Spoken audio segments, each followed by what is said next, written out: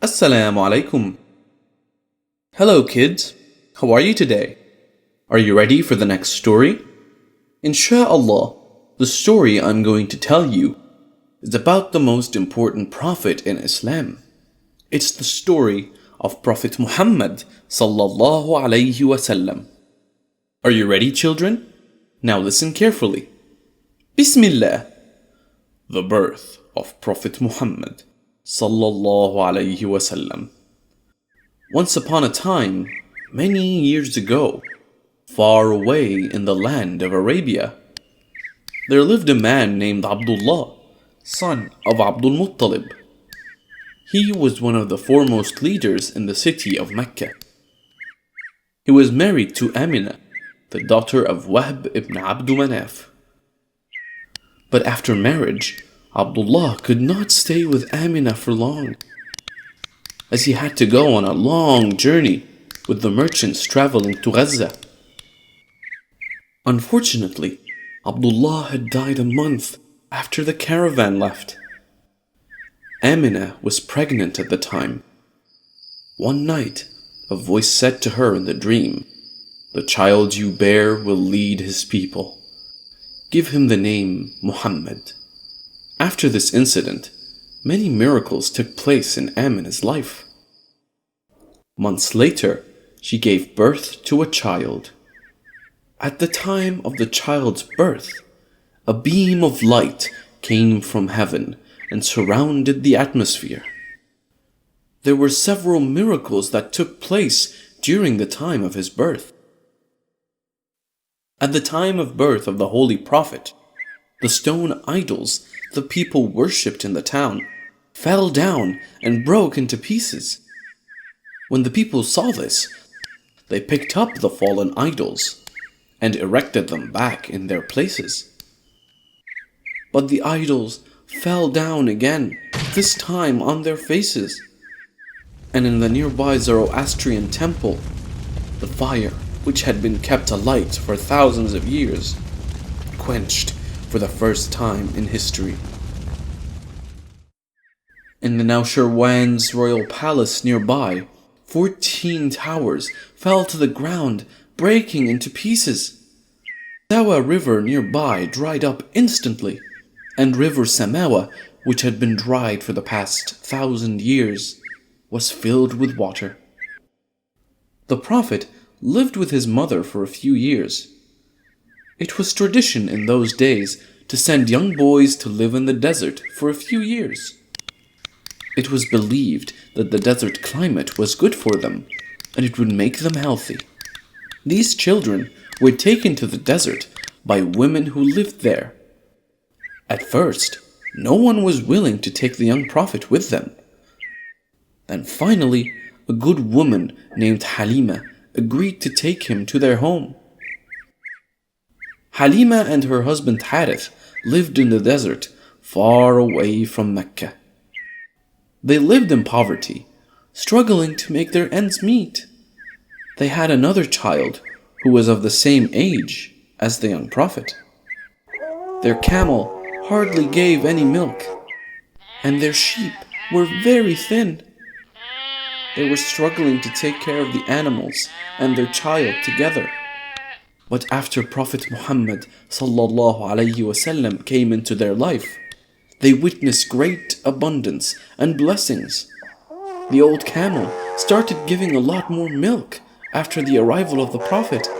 The sheep got fat, and the palm trees in their field flourished with lots of dates.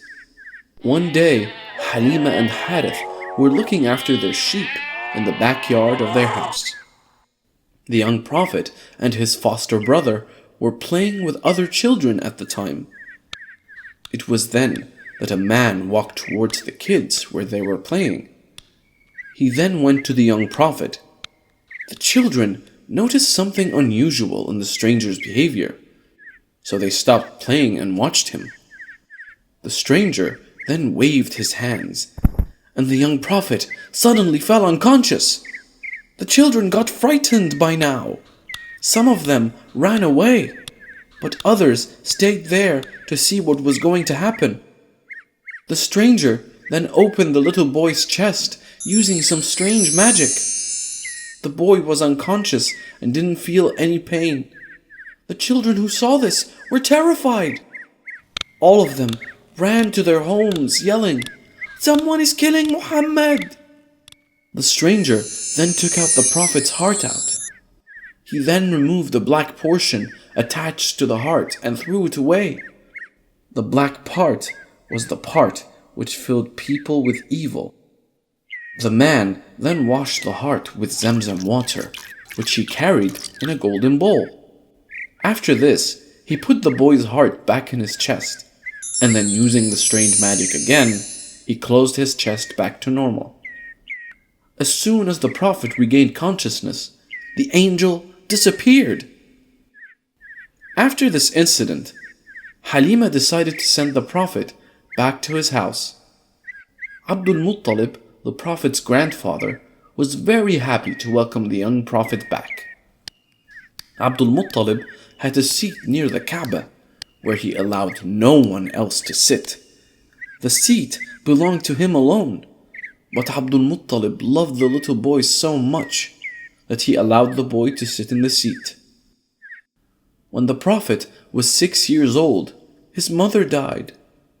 The young Prophet was then brought up by his grandfather. By the time the Prophet was 8 years old, Abdul Muttalib realized that he was going to die soon. He then asked his son Abu Talib to take care of the boy after his death. The Prophet's grandfather passed away too, and he was then taken care of by his uncle. Abu Talib was a poor man, but in spite of it, he took the boy home. He and his wife did their best to take care of the young Prophet.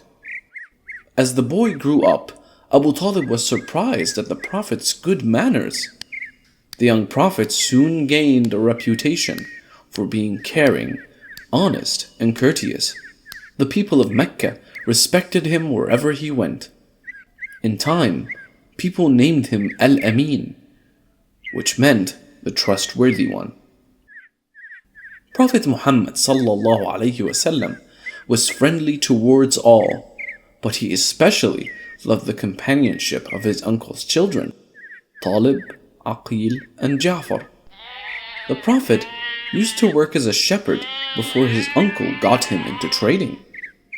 This humble occupation taught him the values of hard work and honesty.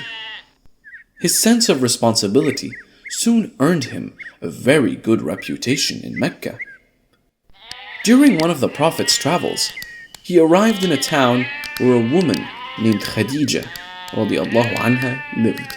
She was a businesswoman, and she belonged to the Banu Asad clan.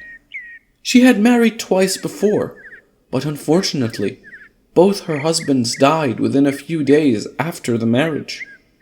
Khadija radiallahu anha was an ambitious woman. She worked hard, and she used to hire the caravan bosses and porters to work for her. One day, she announced that she was looking to hire a local man to lead a very important caravan going to Syria. She announced that the selected person would be given 2 young camels as compensation. The Prophet, who was now 25 years old and still living with his uncle, saw this as an excellent opportunity to earn and see the world. He paid a visit to the woman and accepted her offer. Khadija radiallahu anha decided to send one of her slaves secretly along to keep an eye on the young Prophet. He was also entrusted with the task of assisting him in managing the caravan workers and the animals as well. And that day, the Prophet set off for Syria. It was going to be a long and fruitful journey. Did you like the story, kids? If you liked the video, please click the like and subscribe buttons. And don't forget to click the notification icon to keep updated on all our videos. Insha'Allah, I will tell you the next part of the story of Prophet Muhammad sallallahu alaihi wasallam tomorrow. That's all for today. Goodbye.